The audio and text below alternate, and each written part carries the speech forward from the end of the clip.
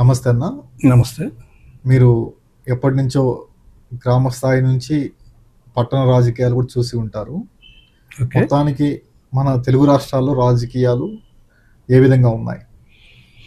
Okay Sanjay Reddy గారు, తెలుగు రాష్ట్రాలంటే రెండు అండి, ఒకటి కాదు రెండు. నేను ప్రస్తుతం ఆంధ్రావాసిని, ప్రకాశం జిల్లా సేమకుర్తి మండలం గోనగట్టు విలేజ్. నా పేరు ఎంప్రాల శ్రీనివాసరావు. అందువల్ల నేను తెలుగు రాష్ట్రాలంటే రెండింటి గురించి మాట్లాడను. నేను ఏపీ గురించే ఏదో నాకు తెలిసిన మాటలు 4 చెప్పదలుచుకున్నాను. చెబుతాను సంజయ్ రెడ్డి గారు.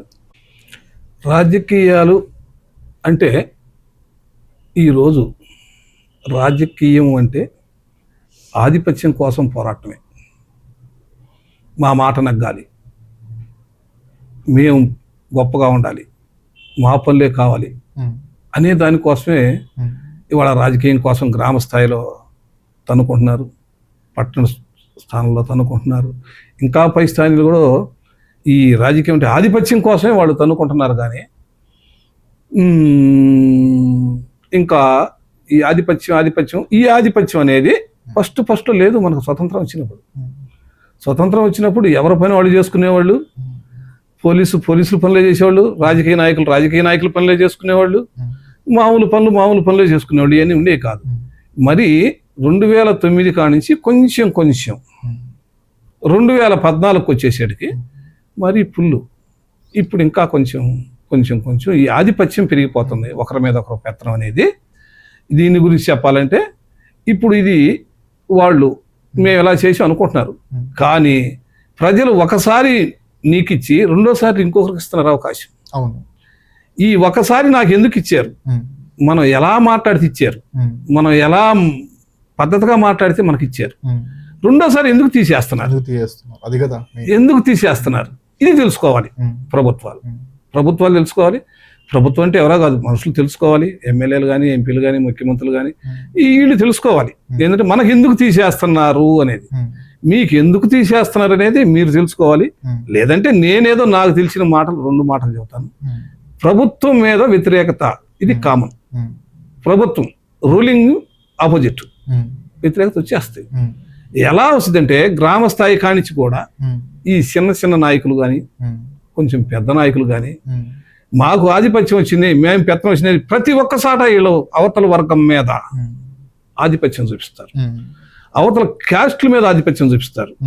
కొంతమంది ఆ క్యాస్ట్ల మీద ఆధిపత్యం ఈ చిన్న నాయకులు ఏంటంటే, ఎగ్జాంపుల్ చెప్పాలంటే ఒక పోలీస్ స్టేషన్, ఒక మండల ఆఫీసు, ఒక ఎంఆర్ఓ ఆఫీసు, ఒక ఎండి ఆఫీసు, ఒక ఊళ్ళో స్కూల్ కానించి కూడా ఆ స్కూల్ విద్యా కమిటీలు ఉంటాయి, అక్కడ అన్నాలు ఉండి పెట్టే కానించి, అంగన్వాడీ టీచర్ల కానించి, పోలీస్ స్టేషన్ల దాకా కూడా వీళ్ళు మొత్తం ఆధిపత్యం చూపిస్తారు.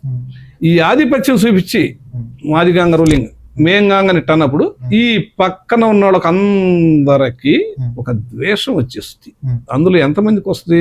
కొద్ది మందికి వచ్చింది. కొంతమంది పట్టించుకోరు, కొద్ది మంది పట్టించుకుంటారు. చూడరా వాడు పవర్ చూడు, వాడు మాటలు చూడు, వాడు చేసే పనులు చూడండి, వాడు చేసే శాస్త్రాలు చూడండి, ప్రతి ఒక్క దాంట్లో వేలు పెడుతున్నాడు, మనల్ని అనికి నెట్టేస్తున్నాడు, వాడి కాని పనుల్లో కూడా మనకు వేలు పెడుతున్నాడు. ఏదో భార్యాభర్తలను తనుకున్నాం మేము స్టేషన్కి పోతాం, మా పని మేము చూసుకుంటాం. అతను వచ్చి వేలు పెట్టి భర్త పక్కన భార్య పక్కన ఏలు పెట్టి ఒకరిని మైనస్ చేసి ఒకరిని ప్లస్ చేస్తున్నారు ఆధిపత్యంలో ఉన్న సోటా నాయకులు. అప్పుడు యువతలోడికి వ్యతిరేకత వస్తుంది. ఇతని పక్క ఉన్న బంధువులకి, ఇతని పక్క ఉన్న స్నేహితులకి, ఇతనితో కలిసి ఉన్న వాళ్ళు మొత్తానికి వ్యతిరేకత వస్తుంది. ఈ వ్యతిరేకత ఇంకా మండల ఆఫీసులో చూసుకో, ఇంకోటి సాట చూసుకో, పొలం కాడ చూసుకో, గిట్లు కాడ చూసుకో, చిన్న తగాదాల కాడ చూసుకో, ప్రతి ఒక్క సాట ఒక కోపి ఇళ్ళేసి దీన్ని ఆధిపత్యం చేస్తున్నారు. ఈ కోపి వేయటం అనేదే మానుకోవాలి. అక్కడ న్యాయం ఏంటి? ఈ చిన్న పదవులు, చిన్న పోస్టులు విలేజ్లో వస్తుంటాయి. వాటికి ఎవరికి ఇవ్వాలి ఈ పోస్టు? ఆ అమ్మాయికి తగిన చదువు ఉంది, వాళ్ళకి ఇంట్లో ఇబ్బందులు ఉన్నాయి, పిల్లలు ఉన్నారు, ఈ పోస్టు ఆ అమ్మాయికి ఇస్తేనే కరెక్ట్. అందులో కూడా 2-3 అదే స్టేజ్లో ఉండొచ్చు. వాటిల్లో కూడా గమనించి కులాల వారీగా, ఒరే ఈ పోస్టు ఇతనికి ఇచ్చాం కదా, ఈ పోస్టు ఈ వర్గానికి, ఈ పోస్టు ఈ వర్గానికి, అలా ఇచ్చుకొని అలా మేనేజ్ చేసుకుంటే ఆ కొన్నిటిని తగ్గించుకోగలుగుతాం. మనం ఎంత చేసినా ప్రభుత్వ వ్యతిరేకత అనేది ఉండేదే, దాంట్లో కొంతమేర తగ్గించుకోగలుగుతాం. అట్లా కాకుండా నా వర్గానికి ఇవ్వాలి, నా క్యాస్ట్ వాడికి ఒక పోస్ట్ ఇవ్వాలి, నాకు నమ్మిన వాళ్ళకి ఇవ్వాలి, నా పని వాళ్ళకి ఇవ్వాలి, అవతల కూటీ లేనుండా కానీ తీసేయి నా ఇంట్లో పనిచేసాడు వీడు, లేదా నా ఇంటికి తిరిగాడు, నేను చెప్పిన మాటలు వీడికి వేయాలని ఇలా ఈ పోస్టులన్నీ అవతల వాళ్ళకి తీసి యువతల వాళ్ళకి న్యాయంగా ఎవరికైతే ఇవ్వాలనో తెలుసుకోకుండా నీ మనసులో ఏదంటే వాళ్ళకి ఇచ్చేసుకుంటున్నావు. ఆటోమేటిక్గా అవతల వాళ్ళకి వ్యతిరేకత వచ్చేస్తాం. మేము అర్హులం కదా, మేము చిన్నవాళ్ళం కదా, మాకు ఇవ్వచ్చు కదా ఈ పోస్టు అని వ్యతిరేకత వస్తుంది. ఎప్పుడైతే ఒక్కింటికి అన్యాయం కొద్దిగా జరిగి వాళ్ళు బాధపడుతుంటారో ఈ పక్కన ఉండే వాళ్ళు ఉంటారు చూడు, ప్రతిపక్షం, వాళ్ళ మొత్తానికి ఒక పంచదార జల్లేస్తారు. ఆ పంచదార సేమలు ఎలా వస్తాయో వీళ్ళందరూ ఆ మాటలు వినేస్తారు, ఏకమవుతారు, నిజమే కదా అని. ఆటోమేటిక్గా రివర్స్ అయిపోయింది. రివర్స్ అయిపోయే ఇది జరుగుద్ది.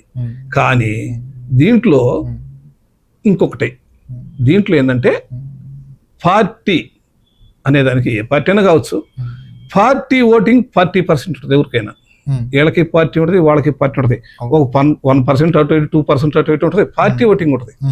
అది వాళ్ళు జెండాలు పట్టుకుంటారు, ఒంటికి రంగులు వేసుకుంటారు, ఇళ్లకు రంగులు వేస్తారు, కార్లకు రంగులు వేస్తారు, బళ్ళకు రంగులు వేస్తారు, పిల్లలకు పేర్లు పెడతారు, ఇవన్నీ చేస్తారు. కానీ 20% ఉంటారు చూడు, 20% ఉంటారు. వాళ్ళు ఏ రంగు వేసుకోరు, వాళ్ళ పిల్లలకి పేర్లు పెట్టరు, వాళ్ళు ఎక్కడ బయట మాట్లాడరు, అరువుల మీద మాట్లాడరు, ఇంకోసారి మాట్లాడరు, ఆఫీస్లో మాట్లాడరు. వాళ్ళు మౌనంగా చూస్తుంటారు.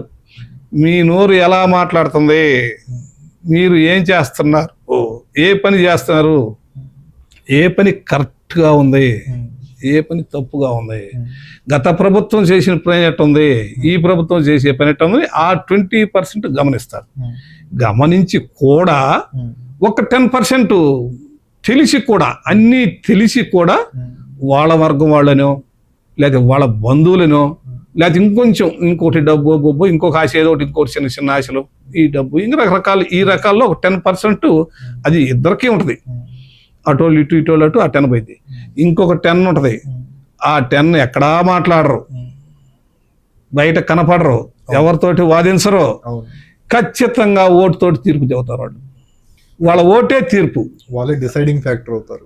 అది వాళ్ళ ఓటే తీర్పు, వాళ్ళే నిర్ణేతలు అవుతారు. వాళ్ళ ఓటే తీర్పు అని చెప్పి కదా నీకు సుప్రీంకోర్టు తీర్పు ఇచ్చినట్టే. వాళ్ళ ఓటే 10 మారిందంటే ఏముంది, 20 అటు నుంచి ఇటు నుంచి 10 అటు పోతే 20, ఇంకా 20 తట్టుకోగలుగుతారా రెండో వాళ్ళు?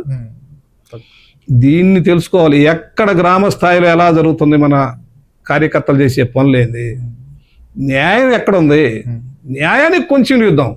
మీరు పెద్దవాళ్ళు ఉంటే మీరు చూసుకోండి, మీరు మాట్లాడుకోండి, మీరు కోర్టులు కేసులు మీరు చూసుకోండి. కానీ గ్రామ స్థాయిలో చిన్న కార్యకర్తలు చిన్న పేదవాళ్ళ మీద ఆధిపత్యం చూపించి వాళ్ళు బయటికి రాలేక, ఎదురు మాట్లాడలేక, స్టేషన్ దాకా రాలేరు, ఎంఆర్ఓ దాకా పోలేరు, ఎంపీలోకి పోలేరు, కానీ ఓటు రూపంగా చూపిస్తారు లాస్ట్లో. ఈ సోటా నాయకుల ఆగడాలని కొంచెం ఆపుకుంటే, ఇరు పార్టీలే, ఒక పార్టీ నేను చెప్పను, ఇరు పార్టీలు ఎవరైనా, ఇరు పార్టీలు ఆపుకుంటే, పోలీసులకి ఒక పవర్ ఇచ్చేస్తే, పోలీసులకు ఒక పవర్, మీరు ఆధిపత్యం పక్క చెయ్యొద్దు, న్యాయం చేయండి, కొంచెం ఆలోచించండి, న్యాయానికి కొంచెం ఆలోచించండి. మీరు అక్కడ జరిగిన సన్నివేశాలు, గొడవలు పల్లెటూళ్ళు జరుగుతూ ఉంటాయి, టౌన్లో జరుగుతుంటాయి, న్యాయాన్ని ఆలోచించండి, నిర్ణయం మీరు తీసుకోండి. అంతేగాని సోటా నాయకుల నిర్ణయం ప్రకారం లేకపోతే ఇంకొంచెం బడా నాయకులతోటి నిర్ణయాలు తీసుకొని ఆడ జరిగితే అది అద్దంలో పెట్టినట్టు కనపడిద్ది. అన్యాయాన్ని జరిగింది, ఇది అన్యాయం కదా అనేది అద్దం పెట్టినట్టు. ఒకడికి అన్యాయం జరిగితే 10 మంది రివర్స్ అవుతారు, ఒకడికి అన్యాయం జరిగితే 10 మంది రివర్స్ అవుతారు. దీన్ని గమనించుకోండి.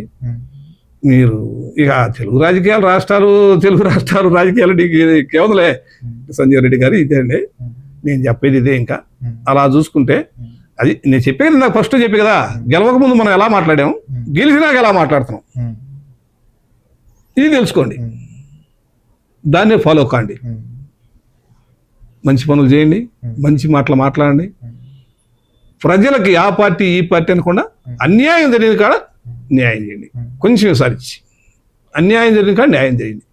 ఈ నాయకులు చెప్పిన మాటలు పోలీసులు వినకుండా మీరు చేసుకుంటే ఫ్యూచర్లో కొంచెం ఎవరికైనా ఉంటుంది, మానవులకు కూడా కొంచెం మాకు కూడా న్యాయం జరిగింది, ఆ పార్టీలో న్యాయం జరిగింది. ఇప్పుడు ఏంటంటే కొంతమంది అసలు ఒక పార్టీలో ఉన్నవాడు ఆపోజిట్ వాడి మీద తగాదకు గొడవ పోతే పాడువాడు. ఎందుకని పాడంటే మన సాగదురా, మనం కేసు కట్టమని కట్టడు ఆ సిఐ, ఆ ఎస్ఐ మనం కేసు కట్టమని కట్టడు, వాళ్ళ మాట ఏంటాడు, వాళ్ళు చెప్పినట్టు ఏంటాడు. ఇలాంటి పుకార్లు ఇలాంటి వదంతులు ఎక్కువ ఉన్నాయి. వీటిని తగ్గించుకోవాలి, వీటిని తగ్గించాలి. పోలీసులు న్యాయం చేయాలి, తప్పు ఏంటో ఉప్పు ఏంటో విచారించాలి, న్యాయం చేయాలి. న్యాయం ఉంటే కేసులు కట్టాలి, అన్యాయాల మీద కేసులు కట్టొద్దు, న్యాయాలు కాడ కేసులు కట్టకుండా ఉండకూడదు. ఇదండి రాజకీయాలు. ఏముంటాయండి ఇంకా సంజయ్ రెడ్డి గారు. సరే అండి, నమస్తే అండి సంజయ్ రెడ్డి గారు, ఉంటాను. ధన్యవాదాలు. ధన్యవాదాలు అండి.